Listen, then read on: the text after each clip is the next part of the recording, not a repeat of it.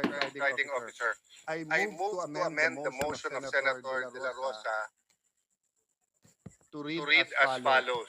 That the articles of impeachment be returned to the House of Representatives without dismissing, and that should be nor terminating the case until such time that one, the House of Representatives certify to the non-violation of Article 11, Section 3, Paragraph 5 of the Constitution, which provides that no impeachment proceeding shall be initiated against the same official more than once within a period of 1 year, including the circumstances of the filing of the first three impeachment complaints, and number two, that the House of Representatives of the 20th Congress communicate to the Senate that it is willing and ready to pursue the impeachment complaint against the Vice President. Having been restated in compliance with our rules, the presiding officer will now proceed to divide the House. Ayan na. Should anyone desire to explain their vote, he or she may do so. Babalik sa House. The vote has been taken. All those in favor of the motion of Senator Cayetano, as read and as you can see in the screens before you, please raise your hands. Kindly. Grabe, ang init ng ano na to, no? Talagang nagkakahamunan pa kanina. Senator Bato talagang bare. Sinusunog ang mga kapwa Senator Judge.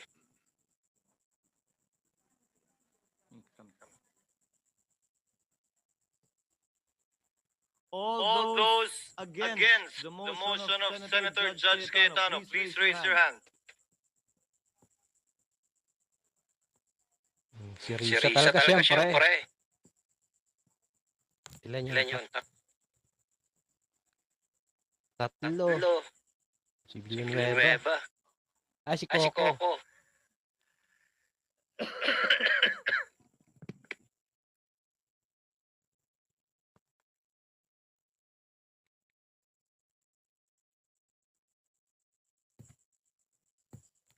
Tatlo ang hindi pumabor sa ni Senator Cayetano.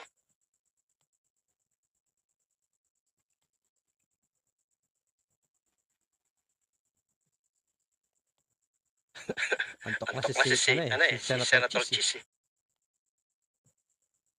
Grabe to guys. Talagang nagkaitan kanina, no? Si Senator Villanueva at Senator Robin. Naghamon pa si Senator Robin. Ba't hindi ito impeachment na ito? Kasi mga kababayan, ito talaga ay halata kasi talaga na ito ay pamumulitika. May mga nag-isip na tuloy na baka ito ay may involved pera. Kaya baka raw yung iba, sana hindi totoo, no? Sana hindi totoo na may involved na pera. Yun nga, no? Maybe get the results. Si Senator Robin. Si Senator Robin hindi nagsuot na ano dyan, ng wardrobe, Talagang sabi niya, kahit sunod niya ako mga negative votes, zero abstention. The motion of Senator Cayetano is carried. Ayun. What is the pleasure of Senator Judge Tolentino? Mr. President, my affirmative vote is subject to my qualifying, continuing firm stand that the acts of the 19th Congress's impeachment trial court cannot be carried over to the 20th Congress. It has reference to the number 2 paragraph of the amended Senator Judge Cayetano's motion, amending Senator De La Rosa's motion. Please have the said be part of the records of this trial court. Naniniwala po ako na hindi po talaga pwede at dapat tumawid. Salamat po, Mr. Presiding Officer. Duly noted and entered into the records. Senator Estrada. Senator Judge Estrada. You may proceed, sir. Thank you, Mr. President. Mr. President, having previously served two terms in the Senate and participated in an impeachment proceeding in the past, I can confidently say that I am no longer inexperienced when it comes to handling matters related to the impeachment process. Mr. President, Mr. Presiding Officer, personally, malalim po ang hugot ko sa issue ng impeachment. Dahil minsan, ang pinagdaanan namin ito ng aming pamilya. Nung ma-impeach ang aking ama, si dating Pangulong Joseph Estrada, noong panahon ng panunungkulan niya, hindi siya nabigyan ng patas na paglilitis dahil naudlot ito bunsod ng pag-walk out ng mga miyembro ng prosecution panel sa kalagitnaan ng isinasagawang pagdinig doon ng Senado. And the rest, as they say, is history.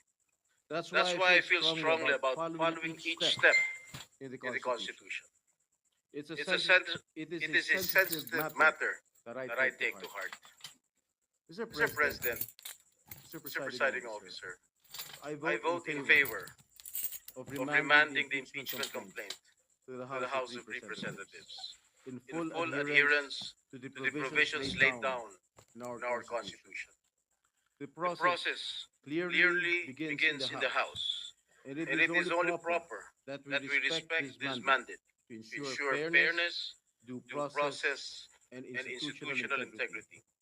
However, the process should be strictly done in accordance with the Constitution and applicable laws or procedure.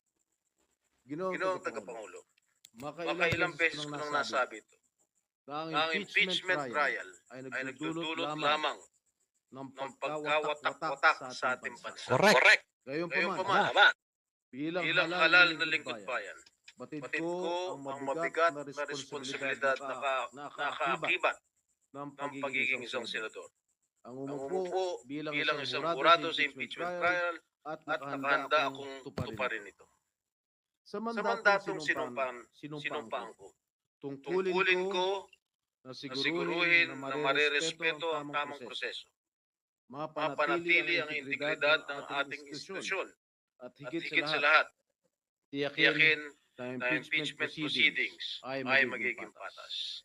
However, I am well aware that impeachment is a political process, not a judicial one. However, in a political process like impeachment, we must adhere to established procedures to ensure that actions are neither arbitrary or driven solely by political agendas. Mr. Presiding Officer, after hearing the positions articulated by some of our colleagues, I too am convinced that the matter of the impeachment complaint should be remanded to the House of Representatives. Thank you, Mr. Presiding Officer. Noted and entered into the record. Senator Judge De La Rosa. Thereafter, Senator Judge Padilla, and thereafter, ladies first, Senator Judge Marcos, and then Senator Judge Gatchalian. Yes, ay meron siya kasi nakita sa Guerrero. Mr. Presiding Officer, just a short manifestation. With all due respect to the Presiding Officer, may this humble representation request the Presiding Officer to to refer this motion as motion of Senator Bato de la Rosa as as amended by by Senator Senator Cayetano. Cayetano. Because Because the way you said it, Mr. President, yes, this is this is the proposal of Senator Senator Cayetano Cayetano only. only. I am I am already already forgotten. forgotten. So, So, I I just would just like to manifest that, please. please. Don't Don't forget me, Mr. President. President. Noted Thank and you. entered into the Presiding record. Officer. Senator Padilla. You may proceed, sir. Maraming salamat po, aming tagapangulong pinunong hukom. Gusto ko lamang pong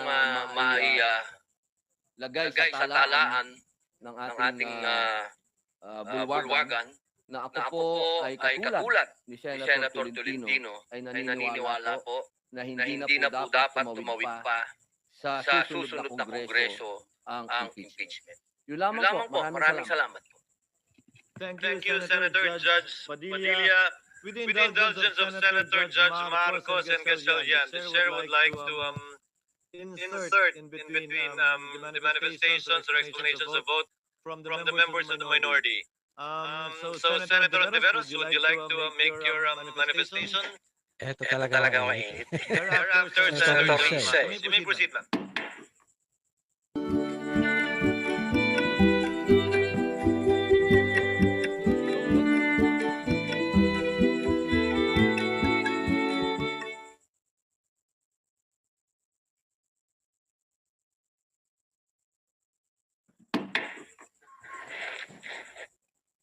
Salamat po, Mr. Presiding Officer. I strenuously vote no to the motion. The wording of the approved motion introduces unnecessary ambiguity to the already politically charged proceedings. Ang return po ay pagsauli o pagbalik sa usapin ng judiciary. Nire-remand ang kaso pabalik sa lower Baka court hindi for pumagawa further ng proceedings. 20th Congress I cannot accept this kind of wording. sa It House. is dangerous and disingenuous, particularly when the rules of court have suppletory application. The same purpose could have been achieved by merely asking the House prosecutors to file a compliance and clarify certain issues. Wala pong remand o return sa konstitusyon. Ang obligasyon natin, try and decide. Isa po itong kabalintunaan, Mr. Presiding Officer. Ito takot kasi dinalik sa House. Maraming salamat. Hindi na nakaburan ng 20th Sa motion ni Senator Judge De La Rosa at Senator Judge Cayetano, basta't maliwanag na itigil ang proseso hanggat di natutupad ang dalawang kondisyon na sinaad ng ating amendment. Ang sabi, accountability? Accountability ba talaga? May dalawang SKL ako dyan. Una, SKL, share ko lang. Share ko lang na si BP Inday Sara ay sinampahan ng kaso sa Komisyon ng Audit, ang COA, sinampahan ng kaso sa Supreme Court, sinampahan ng kaso sa iba't iba pang korte, sinampahan ng kaso ng Department of Justice, pati na rin ng PNP, at sinampahan ng kaso ng disbarment. At kanina lamang, may panibagong isasampang 612 million na namang confidential fund ng OVP at ng Department of Education. Walang tigil na kaso. Kung accountability ang tunay na gusto ng birit, bakit hindi pag-usayan ang mga kaso para panagutin si BP Inday sa mga yan? May multa yan. May kulong if ever mapatunayan. Aba, damang-dama ang accountability kapag ganyan. Itong impeachment na inipit, inupuan, nilimliman, minadali, ibinalibag sa Senado sa dulo ng sesyon. Ito ay ang pinakamaliit na iskinita ng accountability na yan. Itong ipinipilit na impeachment, aminin man nila o hindi, ay para lamang manira ng imahe ng isang publiko at walang uuwian. Kundi pag-disqualify kay VP Inday Sara para sa eleksyon ng 2028. Yun lamang ito. Pinahihirapan pa natin ang ating mga sarili. Alam naman natin lahat, tayo at ang sambayanan. Hindi accountability ito tungkol ito sa pagpigil kay BP Inday Sara para sa 2028.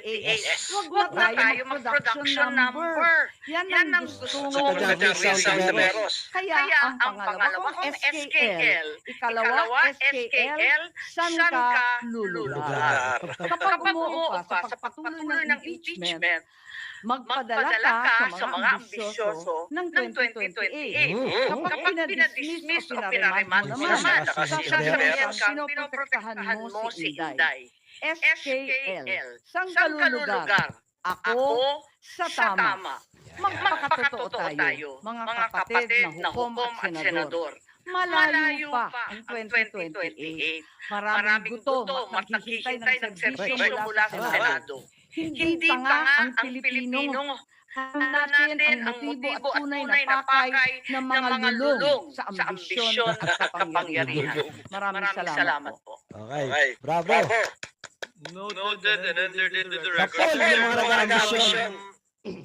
Warn the people in the gallery to kindly refrain from making statements while the court is in session. Si Kuko na. Kuko. Senator Judge Gatchalian is recognized. Thank you very much, Mr. Presiding Officer. Yung boto ko po, wala pong kinalaman kung articles of impeachment ay constitutionally infirm or constitutionally superior or constitutionally sound. Ang akin lang pong boto ay may kaugnayan sa transparency.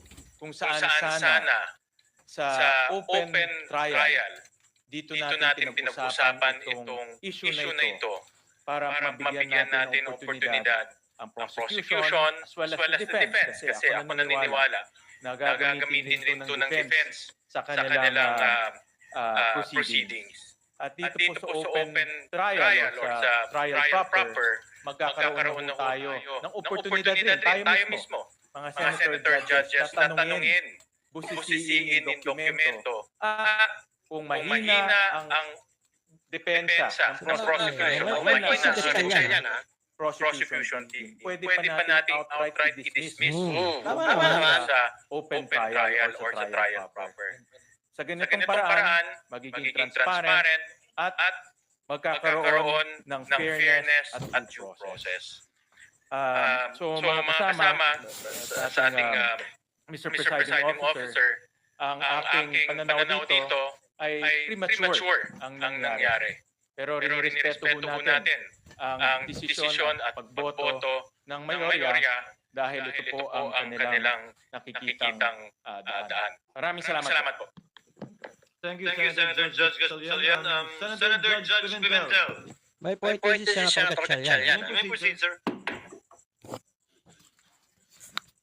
Pero baka magkaroon ng bias. Explanation of vote, Mr. President. So, I voted no to the motion because it clearly contains dangerous language susceptible to a lot of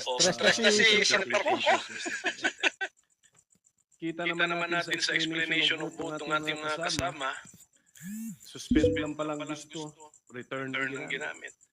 Return na nga ginamit, remand ang explanation. So,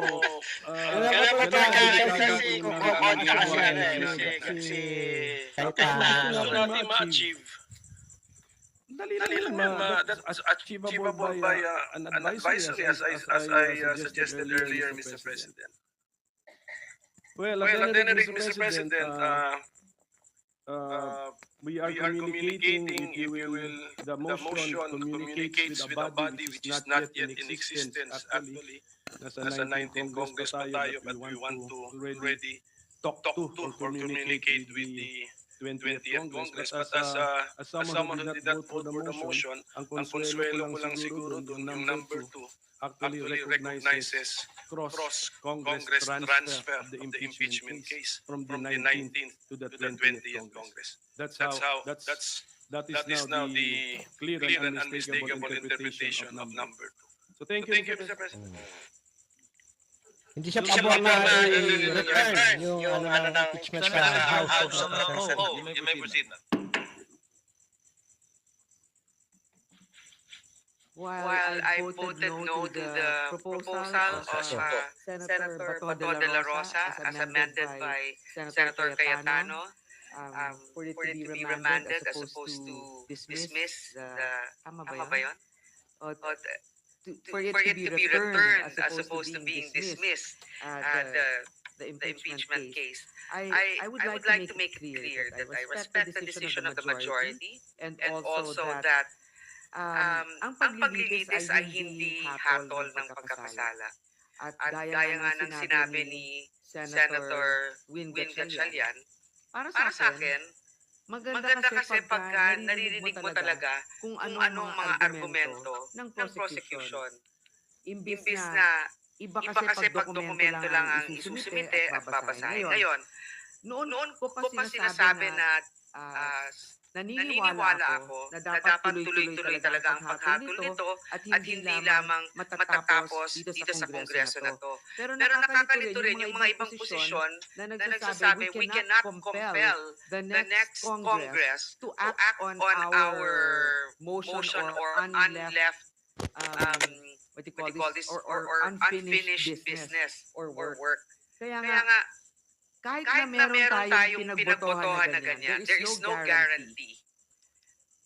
I don't think it's binding to say that the 20th Congress will take this up. Yun lang yung para sa akin din.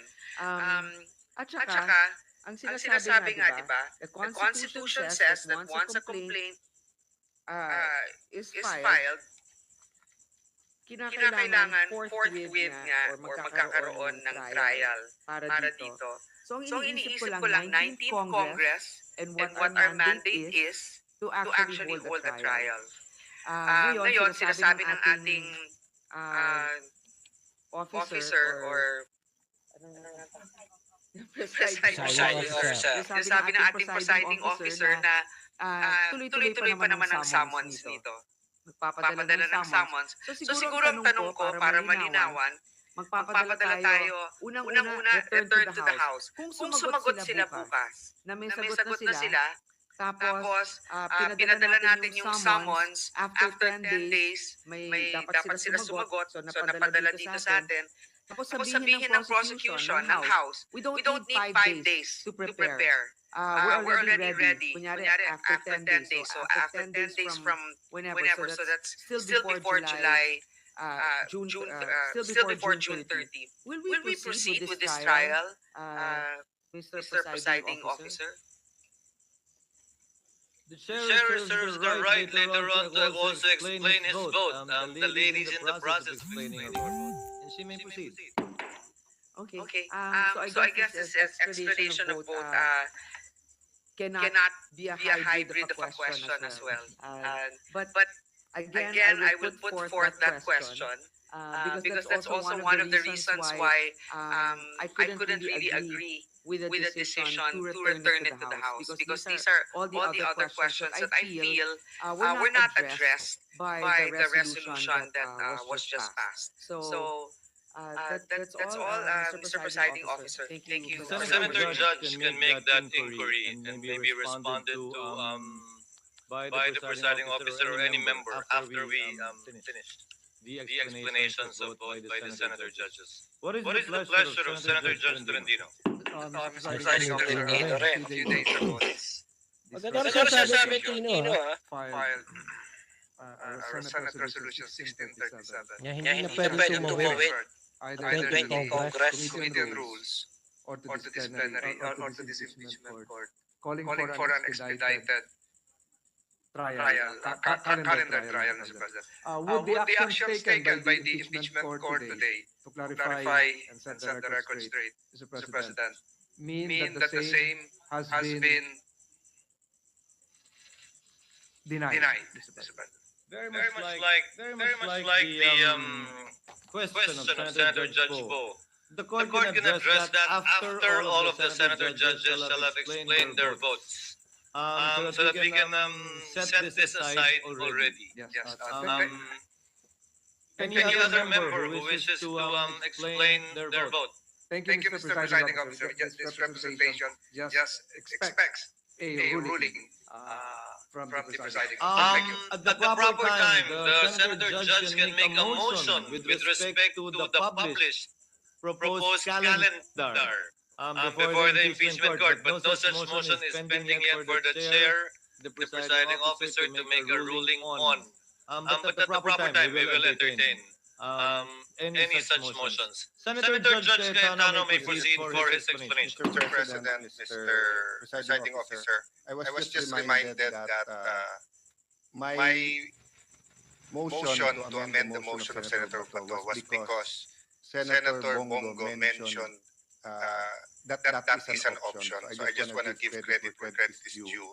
And it happened very fast today, but between dismissal or actually dividing the House today or tomorrow, whether it should be dismissed, that's the problem with the compromise, Mr. President. No one's totally happy. But I think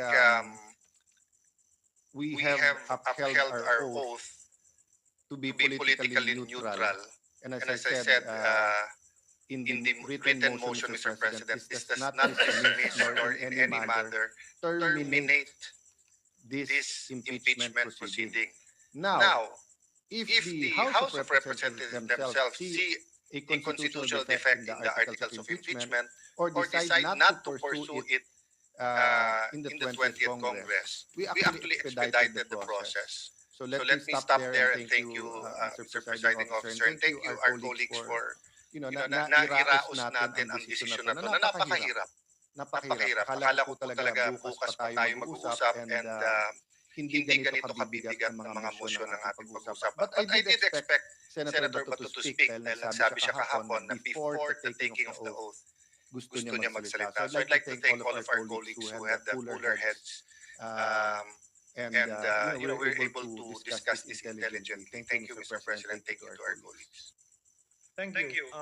Senator Judge Cayetano. Any other member who wishes to explain his or her vote?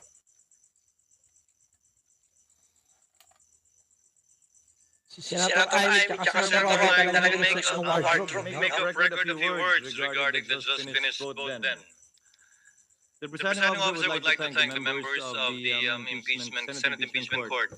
As stated by Senator Cayetano, for being able to engage in a lively discourse that enriched not only the records of the Senate, but also the debate that is going on even beyond the halls of this chamber. Nagpapasalamat po ako na nairaos natin ang unang pinagbotohan ng impeachment court. Marami pa po tayong pagdadaan ng botohan bilang isang impeachment court sa mga susunod na linggo at buwan. Ngayong ikalabing-samang, ikadalawampung kongreso man, sabalit nais ko ring sabihin na dun sa mga dudoso at nagdududa sa loob o sa labas man ng bulwagang ito, maliwanag ang intensyon ng Senate Impeachment Court sa katatapos lamang na botohan. Walang intensyon na i-dismiss ang kasong ito. Ang intensyon ay mabigyan ng pagkakataon ang mga prosecutors na sumagot sa ilang tinuturing mga katanungan nang hindi naaksaya ang panahon ng korte at nang hindi pa hinuhusgahan ang bagay na ito. Ang ating pinagbotohan hindi hinusgahan na lumabag ang Kamara sa one-year ban. Hindi hinusgahan na ayaw na ng pangalawang ng ikadalawampung kongreso ang impeachment complaint na ito. Kaya nga po tayo magtatanong at mag-i-issue ng order. Again, with the issuance of the summons in a few minutes from now, I think it will be made clear that no such intention, that there is no such intention, and that there is every intention by this impeachment court to comply with the rules, at least insofar as the issuance of the summons under our rules enduring the 19th Congress. So with the permission of Senator Judges Grace Poe and Francis Tolentino, the Chair, pursuant to Article 7 of the impeachment rules, which provide, upon the presentation of the articles of impeachment and the organization of the Senate, as herein above provided, a writ of summons shall be issued to the person impeached, reciting or incorporating said articles and notifying her to appear before the Senate on a day and at a place to be fixed by the Senate, and named in such writ, and to file her answer to the articles of impeachment within a non-extendable period of 10 days from receipt thereof, to which the prosecutors may reply within a non-extendable period of 5 days therefrom, and to stand to and abide by the orders and judgments of the Senate. The court, therefore, having been organized, and the articles of impeachment having been referred thereto, hereby issues the writ of summons to Vice President Sara Zimmerman Duterte, who is directed to file her answer within a non-extendable period of 10 days from receipt of the summons and the copy of the complaint, pursuant to Article 7 of the impeachment rules. So ordered. Okay. What is the